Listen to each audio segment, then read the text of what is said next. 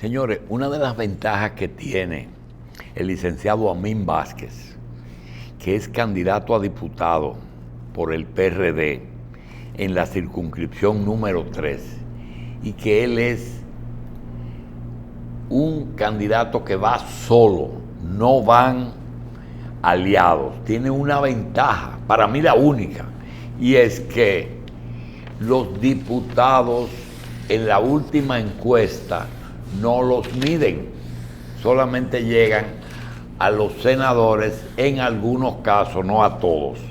De modo que hay que comenzar a felicitar a mí porque no será medido. Porque observen algo, PRD, se sabe que el PRD es de los 4 principales partidos, pero realmente no va a obtener más de un 10% de la población, de la votación. Pero puede ser que tanto en las sindicaturas como en las diputaciones tenga éxito, dependiendo del trabajo que un candidato, abogado, constitucionalista, que reside en esa circunscripción, nos cuente cuántas circunscripciones tiene el Distrito Nacional, cuál es la población que tiene la circunscripción número 3 y con cuántos votos se convertiría en legislador el doctor Vázquez.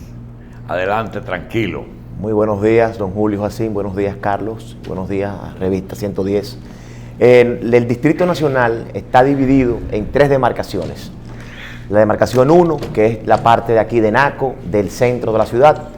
La demarcación número 2, que es Cristo Rey, que es Los Ríos, Arroyo Hondo, en Sánchez La Fe. Y la demarcación número 3, que es la que yo aspiro a representar, donde están los barrios de la zona norte del Distrito Nacional: Gualey, Guachupita, 24 de Abril, Villa María, Villa Consuelo, Villa Juana, en Sánchez Payá, Las Cañitas. Son los barrios más desposeídos, donde existe mayor nivel de pobreza en toda la capital. Pero también hay contraste, hay áreas que son... Exacto. Por ejemplo, el ensanche Luperón, que es una área urbanizada desde el año 1950. Ustedes están hasta el río, ¿eh? Estamos todos bordeados por el río Sama y el río Isabela.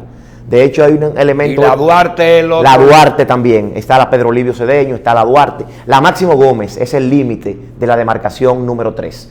Así que ustedes tienen clase media y clase baja. Clase media y clase baja y muy baja. De hecho, en los niveles de desigualdad que tenemos en la demarcación son los más altos del país. El nivel de densidad poblacional por cada kilómetro cuadrado es el más alto del país. Doctor, hay una anécdota cuando en la circunscripción suyo, que es la Francisco del Rosario Sánchez, así es, que es la avenida que le pasa por debajo a los puentes, circunvalando el río Sama. Es así, ¿verdad? Así es, señor. Cuando ganaron las elecciones en el 96, el doctor Leonel Fernández y el licenciado Danilo Medina, que en ese momento eran Viruta y Capulina, eran muy en llaves, se montaron en un vehículo y pasearon por la Francisco del Rosario Sánchez.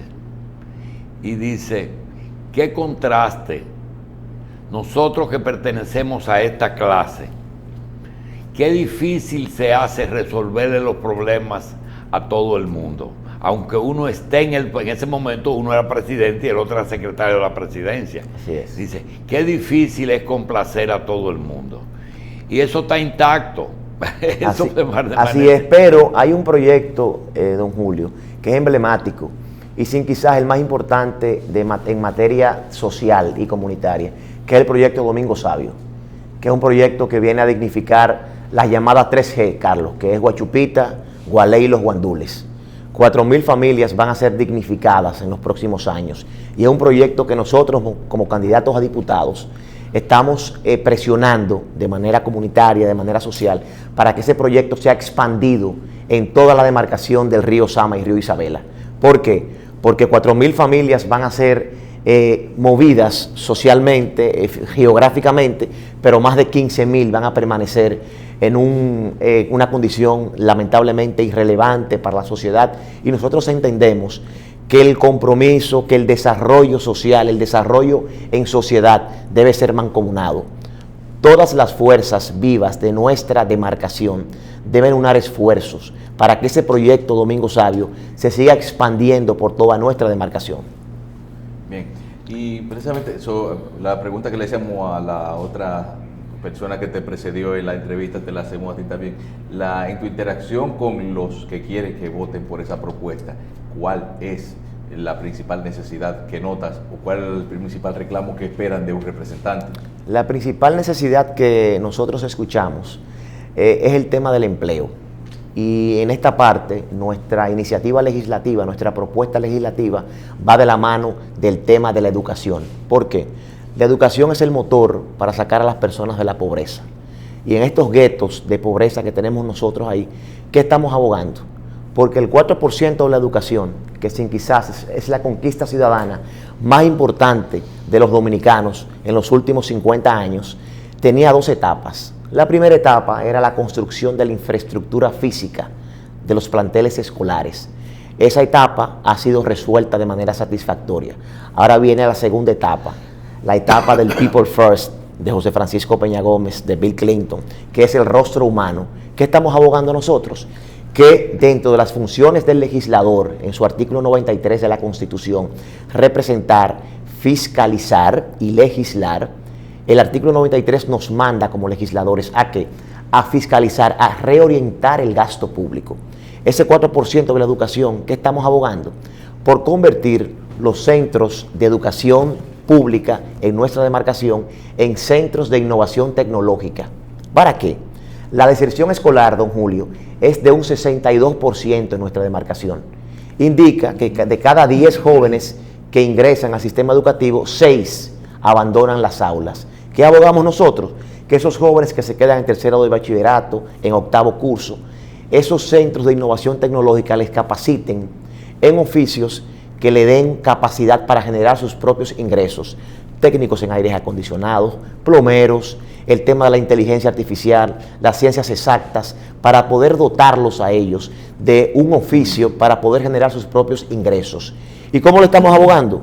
Don Julio, usted conoce el Liceo Juan Pablo Duarte, que sin quizás es el liceo de mayor tradición que tenemos en nuestra demarcación.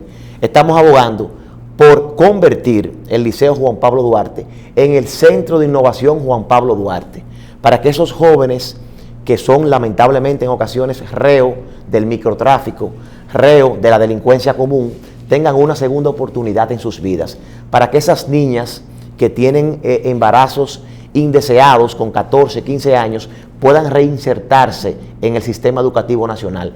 Esa es nuestra propuesta determinante de llegar al Congreso Nacional. Pero precisamente nos hacen llegar una pregunta, o plantean una inquietud con respecto a la necesidad de legislar sobre la educación privada y la reinscripción en los colegios. Entonces, sí, es algo que, ya que tocas los temas educativos, has tomado en cuenta dentro de la propuesta legislativa. Sin lugar a dudas que es un problema para las familias de clase media, pero resulta que la población educativa en nuestra demarcación, el 84%, están en las escuelas públicas. O sea, nos hemos orientado en el sistema público de educación.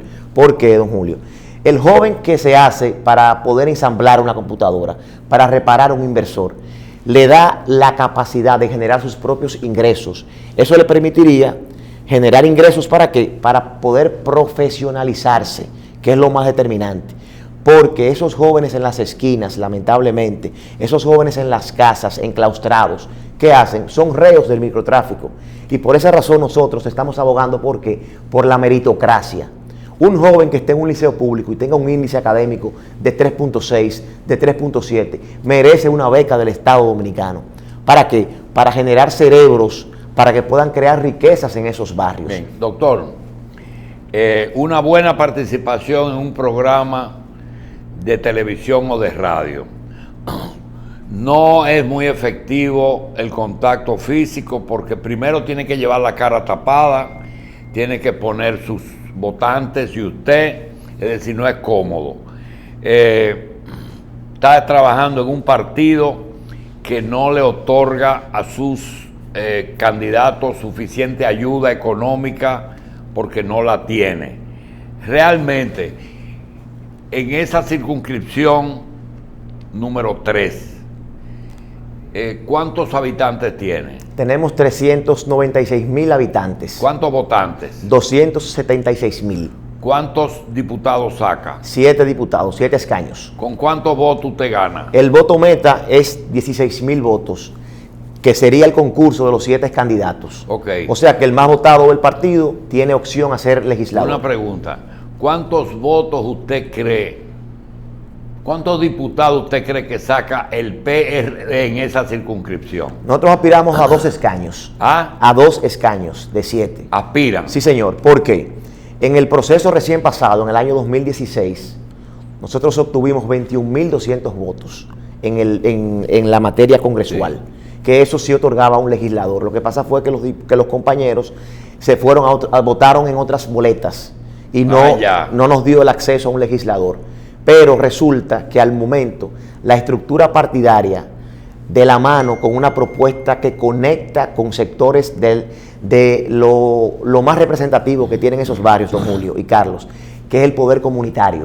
Las juntas de vecinos son los órganos mayores legitimados en esas demarcaciones. Entonces usted le recomienda a sus votantes que no duden y rayen el PRD. De hecho, el voto del PRD es un voto útil.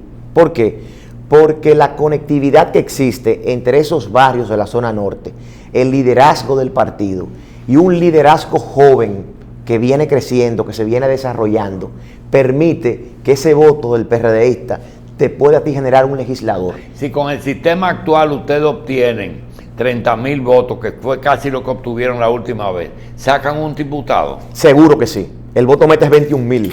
¿Y usted cree que pueden repetir 22.000 votos? Mira, la impronta que ha dejado nuestra familia, nuestro proyecto, nuestra propuesta, nos hace merecedores de un voto mayoritario, de jóvenes, de mujeres solteras, de madres que salen de las calles, y nosotros las hemos incorporado al sistema educativo nacional. Doctora, un candidato a diputado en esa circunscripción le cuesta mucho la campaña. Cuesta mucho, sí, ciertamente, pero hay un grupo de personas que entienden que el voto tiene un costo en la democracia. Y el equipo de trabajo de un candidato a diputado es muy reducido, poca gente que hace campaña. No, ciertamente nosotros tenemos equipos en cada uno de los sectores que componen nuestra demarcación.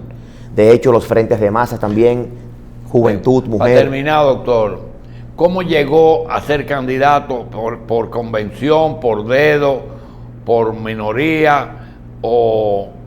¿Y por qué hay que votar por usted? Hubo un proceso de encuestas dentro del partido, en la cual 3 encuestadoras registradas por la Junta Central Electoral nos colocaron como el candidato mejor valorado en nuestra demarcación.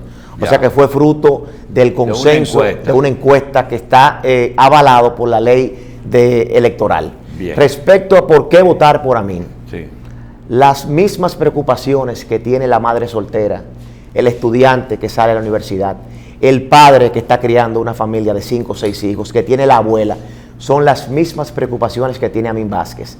Amin Vázquez es oriundo de nuestra demarcación, nació en el ensanche Espaillat, conoce las vicisitudes que pasan los dominicanos, dirige una casa comunitaria que hace trabajo social y entiende que el voto de un diputado, votar a un legislador es importante para la comunidad y para la sociedad. Voten por Amin Vázquez, porque Amin te escucha. Amin, gracias y mucho éxito que tengas en día 5 de julio, circunscripción número 3. Vota Blanco. Gracias, Amin. Amén.